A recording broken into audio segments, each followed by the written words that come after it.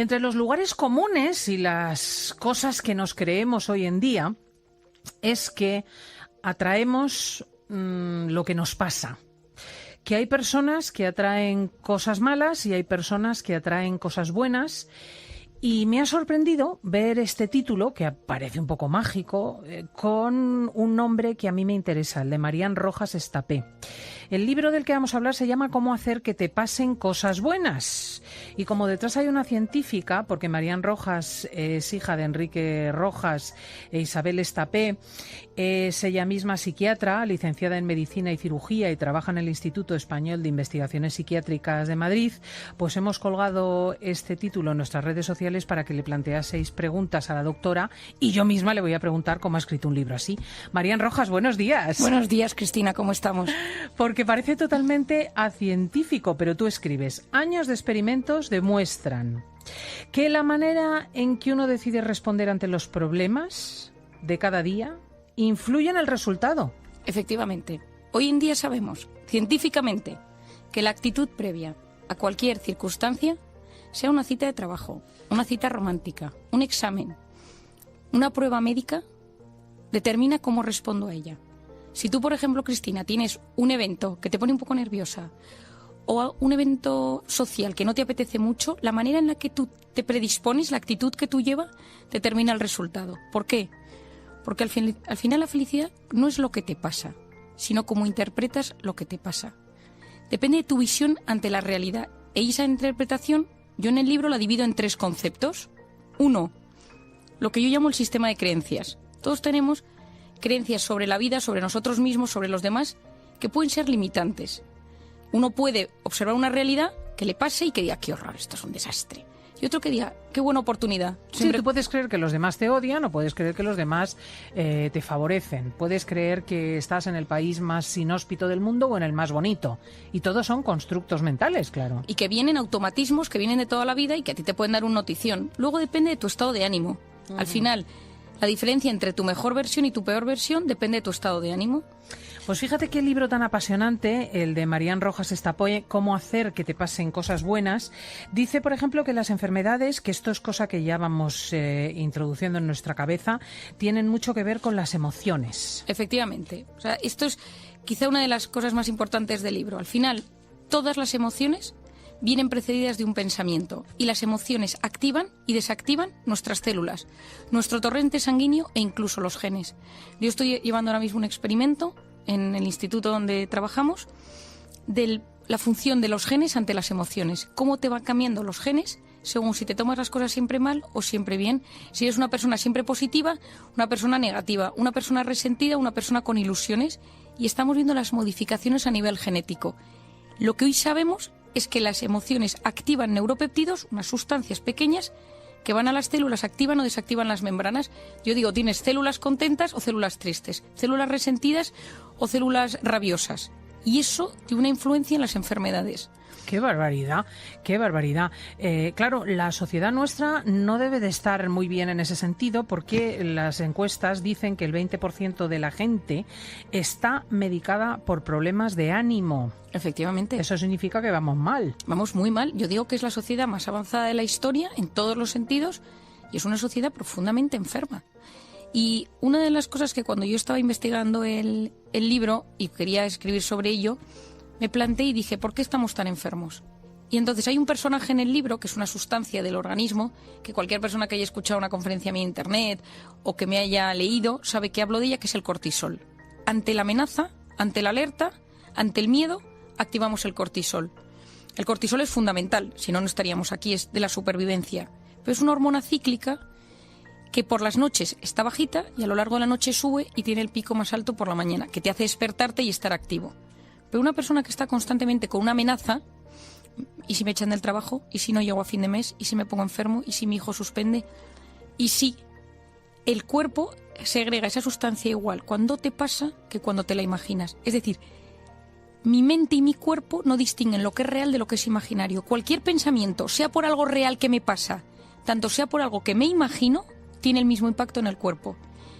Y una de las cosas que yo intento destripar o explicar en el libro son las 4 actitudes que en el siglo XXI están haciendo que nos hayamos convertido en una sociedad intoxicada por cortisol. Claro, vamos por partes porque muchos de nuestros oyentes ya se están reconociendo. Tienen muchísimo estrés, generan cortisol. Tienen miedo al despido, trabajan y están en casa generando cortisol. ¿Esto cómo les influye? ¿Qué pasa con el cortisol? Bueno, pues el cortisol, todos hemos tomado o conocemos a alguien que ha tomado cortisona. La cortisona es un antiinflamatorio muy potente, pero cuando el cortisol está intoxicado, cuando yo estoy alerta o me siento bajo una amenaza constante, pongámonos, me van a echar del trabajo, vivo constantemente alerta y el cortisol no baja.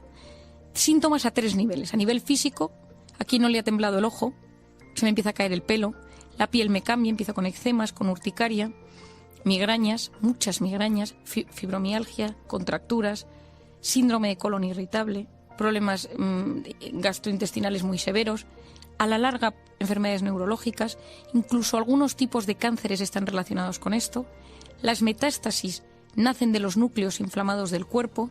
Por lo tanto, el cortisol que pasa cambia cuando está intoxicado y es un inflamador y quita todas las defensas del cuerpo. Aquí no le pasa que llega el fin de semana y le da un bajón. Se pone enfermo el segundo día de las vacaciones. Bueno, a mí siempre. Bueno, es que es una cosa que pasa. Yo siempre me pongo enferma el fin de semana nuestro, que es lunes, martes. Lunes, martes, y te da un bajón.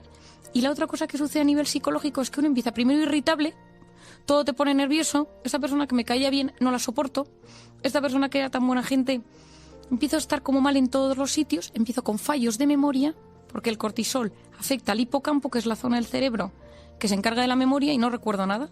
Entonces tenemos fallos de memoria constantes. ¿Cuánta gente tengo yo de 40 años que viene a la consulta y me dice, doctora, vengo por un Alzheimer precoz? Sí. Y luego los fallos de concentración y los problemas de sueño. ¿Quién no tiene el día antes o en estas etapas de tanto estrés? Porque el cortisol, si no está bajo por la noche, no consigues dormir bien.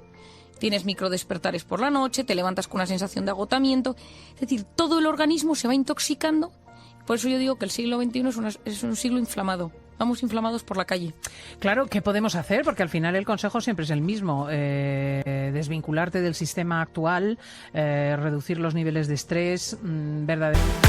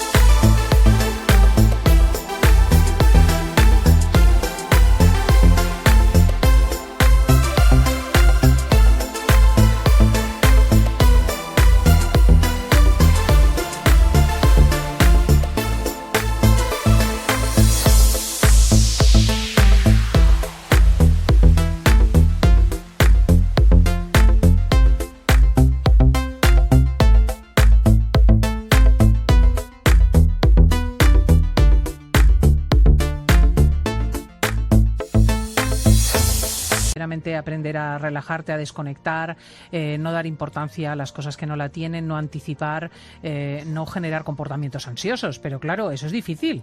Bueno, yo he intentado ser incluso más práctica que eso y dándole un toque científico. Lo primero es el ejercicio, que todo el mundo lo sabe, porque el ejercicio elimina el cortisol. Es tan básico como eso. Pues hay mucha gente que no es capaz de rendir si no hace deporte. El segundo son educar los pensamientos. Si yo te estoy diciendo que cada emoción, que es la que influye en mis células, viene precedida a un pensamiento, yo puedo educar los pensamientos. Yo hablo mucho de educar la voz interior. Que la voz interior no nos haga autoboicot. No lo vas a conseguir. Todos tenemos esa voz, que quien no le ha pasado, que va comentando la jugada, ¿no? Las mujeres vamos por la calle, me has engordado, no estás tan mona, últimamente tienes fallos. Y nos vamos nosotros con esa conversación, cada voz, cada hundiendo. Nos va hundiendo y nos hace un boicot muy importante. Y entonces, ser capaz de educar esa voz para venirse arriba tiene un impacto brutal en el sistema, en el cerebro automáticamente. El cerebro que se ilusiona se va transformando. El sueño, tener sueños, ilusionarse, tiene un poder transformador a nivel cerebral. Y lo sabemos en la corteza prefrontal, que es la zona que nos hace ser creativos. Solo por ilusionarte la mañana empieza a haber más riego de sangre. Y es la zona que nos ayuda a resolver problemas. Otra es el tema de las meditaciones, el mindfulness, que le dedico un apartado en el libro, porque hay tanto hoy en día que se dice, un poco para ser sensatos, ¿no? Porque parece ser, estamos en la sociedad que más estimula de la historia a los niños, llegamos a la edad adulta y ahora queremos 0 estímulos, mindfulness, yogas, entonces es como un poco incongruente, ¿no? Entonces, conseguir, que es otra de las cosas que explico en el libro, uno de los factores que está inflamando la sociedad es la pantalla. La pantalla es un experimento sociológico. Estamos transformando el cerebro de la gente a pasos agigantados. ¿Quién puede reconocer que desde que tiene un smartphone es más inteligente? Y entonces hay médicos que lo llaman demencia digital. Y yo que tengo muchos estudios sobre esto, el hecho de estar constantemente alerta por las notificaciones está alterando nuestro sistema cerebral y nuestra gratificación. Porque ya no es la felicidad lo que estamos hablando, sino que estamos hablando que estamos constantemente en la pantalla a base de gratificaciones instantáneas. Se eleva lo mismo, la misma sustancia, cuando consumimos heroína, cocaína, marihuana, alcohol, tenemos relaciones sexuales, vemos pornografía, que si vemos likes en Instagram. O sea, hacer más deporte, desconectarnos más a menudo de los dispositivos electrónicos. El modo avión, yo abogo por el modo avión. En la vida. En la vida, hay que ir y sin miedo. El primer día te puede traer un poquito de taquicardia, ¿no? Al poner el modo avión. El segundo día lo llevas mejor y el tercer día te sientes con un autodominio. Bueno, fíjate qué consejo más concreto y práctico, verdaderamente. Totalmente. Verdaderamente. Hay una alusión que me...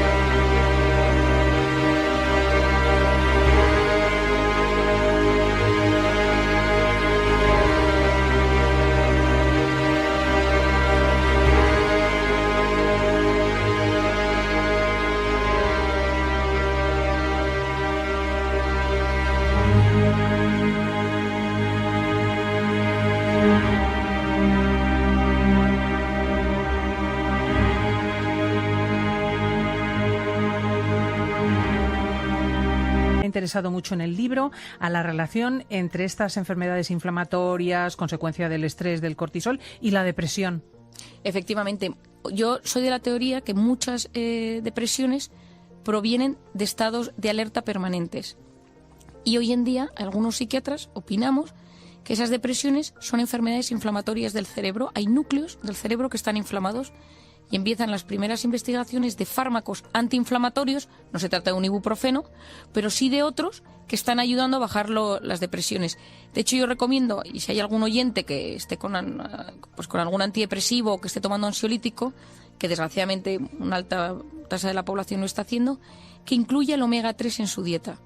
Porque el omega 3 ha demostrado ser un potente antiinflamatorio cerebral que mejora el estado de ánimo. Y la Sociedad Americana de Psiquiatría lo recomienda ya para gente con depresión, para gente con trastorno bipolar, para gente con esquizofrenia. Es decir, es una sustancia que está ayudando y que no tiene efecto secundario. Vamos con las preguntas de los oyentes. Al colgar el título "Cómo hacer que te pasen cosas buenas" y mencionar a Marian Rojas Estapé, nos pregunta Luisa.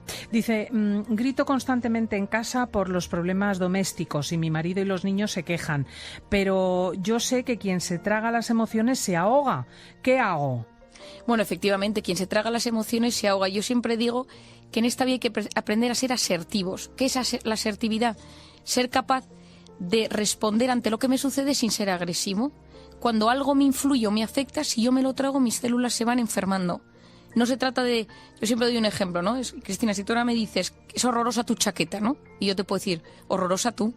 Y entonces, mis células no se influyen, pero me quedo sin amigos y no me vuelves a invitar nunca al programa. Y Luisa se quedará sin hijos y sin marido, claro. Y entonces Luisa se queda. Pero en cambio, si Luisa, por ejemplo, es capaz de decir un día de forma sensata que sepáis que esto me duele, que me siento que no me hacéis caso, que nadie valora pues lo que yo me entrego en casa, de una manera sana, el resto lo percibe y ella también se queda más tranquila porque lo ha expresado.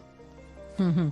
Tenemos aquí un oyente, Arturo, que es un alto ejecutivo y dice que está obsesionado por aprovechar el tiempo y que su vida viene marcada por el reloj, por el indicador efectivamente del teléfono móvil, pero teme cambiar este ritmo porque desaprovecharía.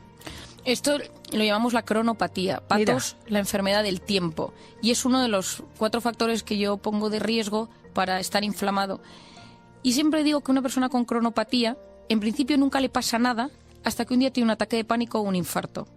De hecho, dice Valentín Fuster que la mejor manera de parar con todo esto es tener el infarto, de darte cuenta de las cosas, que el infarto es un gran método de prevención para cambiar, ¿no? Lo primero para una persona que tiene cronopatía, y esto le diría yo a Arturo, es ser consciente de que me pasa esto. ¿Cuánta gente llega el sábado? En tu caso es todo lo contrario, Cristina, pero ¿cuánta gente llega el sábado y está deseando que llegue el lunes? Y entonces mete todo su sábado y domingo de actividades porque le angustia no tener nada que hacer. Hay que aprender a frenar. Frenar, yo siempre digo que la gran creatividad a lo largo de la historia de los grandes genios ha surgido en momentos de descanso, no en el frenético mundo de las prisas. Muchas veces simplemente aprender a que nuestro cerebro desconecte, se relaje y conecte con su mundo interior es muy sano. Y Arturo, el simple hecho de que sea consciente y que pueda parar y decir música clásica y un libro, sin teléfono, un paseo por el campo sin aparato, una conversación interesante, un vino con amigos, sin nada más de trabajo y sin mirar una hora para llegar a casa. Eso transforma el cerebro y me sana. Pues no podéis sino comprar el libro. ¿Cómo hacer que te pasen cosas buenas? De Marían Rojas Estapé, que además viene garantizada por los 2 lados. Psiquiatra padre, Enrique Rojas, madre notario brillantísima, Isabel Estapé, id a la editorial Espasa. Muchísimas gracias. Gracias a ti, Cristina.